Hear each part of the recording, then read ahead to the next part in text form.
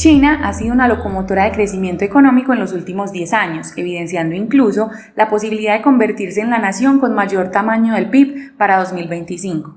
Sin embargo, parte de su modelo de crecimiento, basado en construir, ha dejado suficientes casas desocupadas como para darle vivienda a toda la población de Colombia y sumergiendo a la nación en una crisis inmobiliaria ante la posible quiebra de Evergrande. Este no es el único problema que enfrenta el gigante asiático. El incremento en los precios del carbón está dejando al país sin energía. Estos signos están mostrando una posible pérdida de control en la estrategia de crecimiento de China. ¿Cuáles son los efectos para el mundo? En los podcasts de Sectorial lo analizamos. Bienvenidos. En los últimos 10 años, la tasa de crecimiento económico de China ha mostrado un nivel anual del 7,8%. Eso es un volumen bastante relevante alrededor del mundo, se convierte en la nación con mejor nivel de tasa de crecimiento y eso ha llevado a que se establezca como la segunda economía de mayor tamaño medido por PIB después de Estados Unidos. De hecho, se estima que en los próximos años, muy posiblemente, si continúan esas tasas de crecimiento, le va a arrebatar el liderazgo a Estados Unidos. Esa dinámica de crecimiento acelerado de China mostró que en el 2012 tenía un nivel de PIB del orden de 8.532 billones de dólares, pasó al 2020 a 14.723 billones de dólares y las estimaciones para el 2021 es que crezca un 7,8%, es decir, que llegue a 15.871 billones de dólares. Esas dinámicas de crecimiento económico acelerado han estado explicados históricamente, principalmente por las capacidades industriales de China. De hecho, se ha denominado que es la fábrica del mundo. Y esa capacidad industrial pues ha convertido que en ese PIB la industria se convierta en su principal sector económico, pesa el 30,8%. Sin embargo, en los últimos años el modelo económico de crecimiento ha estado apalancado por una política denominada construir. Eso ha llevado a que el sector edificador, sumado con el real estate, se haya convertido en el segundo sector de mayor participación en el PIB de China, teniendo un peso del 14,5%. Esa dinámica acelerada de la construcción ha estado explicada desde fenómenos culturales, como que los chinos tienen más o menos o destinan alrededor del 40% de sus recursos al ahorro y dentro de ese ahorro uno de los principales destinos es la adquisición de vivienda. Adicionalmente, los millennials han tenido el apoyo de sus padres en la adquisición de la primera vivienda. Esos elementos, acompañados de una política de inyección de endeudamiento para adquisición de vivienda, pues conllevaron a esa aceleración y a ese crecimiento en el modelo económico. Sin embargo, la reciente crisis financiera de Evergrande está poniendo en dudas la sostenibilidad de ese modelo económico basado en el construir. Evergrande hace 2 años era la compañía con el stock inmobiliario más valioso alrededor del mundo. Hace 1 año, el valor de mercado de Evergrande, medido por capitalización bursátil, era del orden de los 41 billones de dólares. En la actualidad, ese valor bursátil es inferior a los 5 billones de dólares. La estrepitosa caída está poniendo en riesgo alrededor de 80.000 personas que tienen algún producto inmobiliario o algún producto patrimonial con la compañía. Algunos analistas consideran que la crisis financiera de Evergrande radica en la misma China, teniendo en cuenta que hace algunos años el gobierno de Pekín estableció lo que denominó las 3 líneas rojas del sector de la construcción.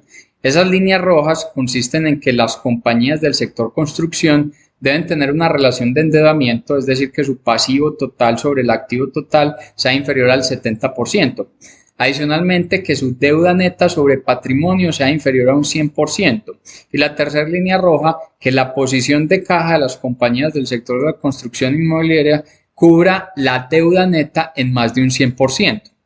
Cuando se analizan las cifras financieras de Evergrande al cierre del 2020, hablamos de una compañía de un tamaño de ingresos operacionales de 81.160 millones de dólares, una EBITDA de 13.197 millones de dólares y un resultado neto del orden de los 1.292 millones de dólares. Hasta ahí no habría mayor nivel de alarma. Pero cuando se cruzan sus resultados financieros con estas 3 líneas rojas del sector de la construcción, ¿qué se encuentra? Al analizar sus pasivos, estamos hablando de un pasivo total de 312.116 millones de dólares y sus activos son 368.185 millones de dólares. Eso hace una posición de endeudamiento del 84,7%, muy por encima del límite establecido del 70%.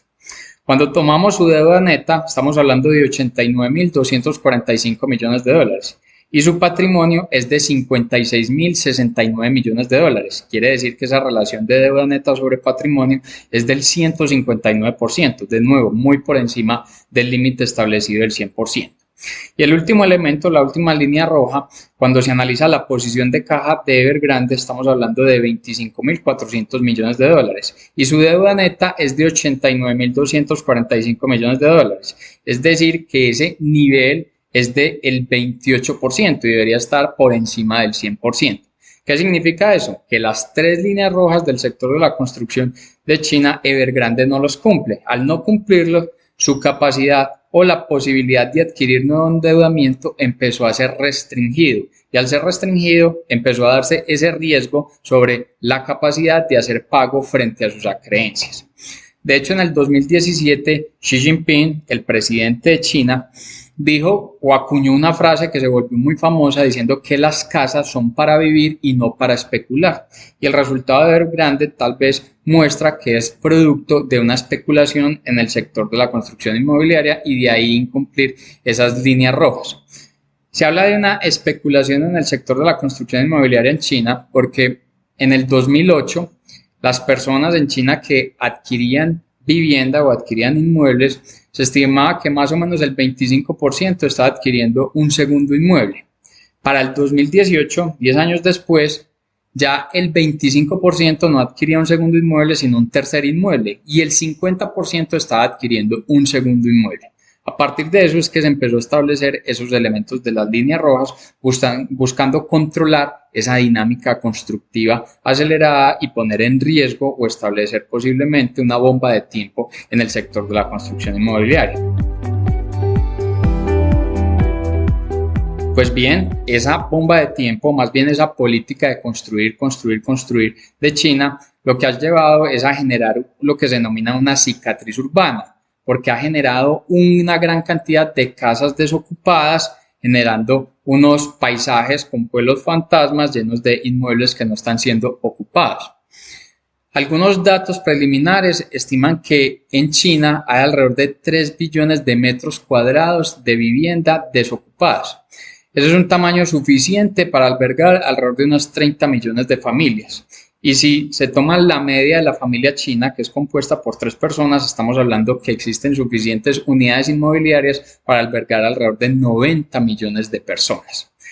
Cuando se miran datos mucho más exactos generados por Bloomberg, se estima que en China más o menos el nivel de viviendas inhabitadas es del orden del 22%. Eso es una tasa casi del doble de Estados Unidos, que es un 12%, en Taiwán, que es un 14%, en Japón, que es un 13%, y muy por encima de lugares como Hong Kong, donde es el 4%. Ahora bien, entonces llegando a datos muy específicos, ese 22% de nivel de viviendas inhabitadas en China se vuelve en unidades alrededor de unas 50 millones de unidades de inmuebles. Eso es comparable o eso es la suficiente capacidad para albergar toda la población de países como Kenia, que tiene 53,7 millones de habitantes, países como Corea del Sur, que tiene 51,2 millones de habitantes, Colombia, que tiene 50,8 millones de habitantes, España, que tiene 46,7 millones de habitantes, Uganda con 45,7 millones, Argentina, que tiene 45,2 millones. ¿Qué ha puesto entonces esto de precedente? Sí, China sí va a tener el control sobre su modelo de crecimiento económico, porque esta política de construir, que fuera de dejar viviendas inhabitadas, la crisis financiera de Evergrande, también se están encontrando elementos donde las tasas de venta de tierra están cayendo. Eso acompañado porque los niveles de natalidad también en China están descendiendo. En 2020 nacieron alrededor de 12 millones de bebés. En el 2019 habían nacido 15 millones de bebés y estamos hablando de una población del orden de 1,2 billones de personas. Se estima que en los próximos años la tasa de natalidad va a bajar a 10 millones de nuevas personas, de nuevos bebés en China. Esa caída en esa tasa de natalidad, pues luego en qué se va a convertir en una menor demanda en vivienda. Y esa menor demanda de vivienda pues también va a poner un precedente sobre las capacidades en este sector o en el apalancamiento de esta política de construir, construir, construir. En la actualidad, Evergrande está sobreviviendo a partir de unas políticas de inyección de recursos desde el gobierno, mientras China, adicional de convivir con este fenómeno o esta crisis inmobiliaria, está enfrentando también una crisis energética, teniendo en cuenta que una de las principales materias primas energéticas del país es el carbón, y este carbón ha presentado unos altos incrementos en su nivel de precio. Esa crisis o esa situación de posición y alza en precios energéticos ha conllevado que alrededor de 20 provincias de las 31 que tiene China, las capacidades industriales hayan cesado, se haya disminuido, hayan mermado el consumo de energía por lo menos en 4 horas al día. Entonces estamos viendo un interrogante si este modelo o esta locomotora china, será que está empezando a cesar y sus tasas de crecimiento se van a poner en riesgo en los próximos años. Si hablamos de posible riesgo en los próximos años, eso le va a impactar a todo el mundo, teniendo en cuenta que China representa el 17% del PIB mundial. Y algunos actores lo que estiman es que China posiblemente vaya a empezar a hacer un cambio en su modelo económico, pero cualquier ajuste en su nivel o en su crecimiento, en sus dinámicas económicas, pues van a ajustar las tasas de velocidad que ha mostrado en los últimos años. Muy posiblemente el 8% que se está viendo de crecimiento, ese 7,8% en los próximos años, se vaya a convertir en niveles de tasas de dinámicas del orden del 4%.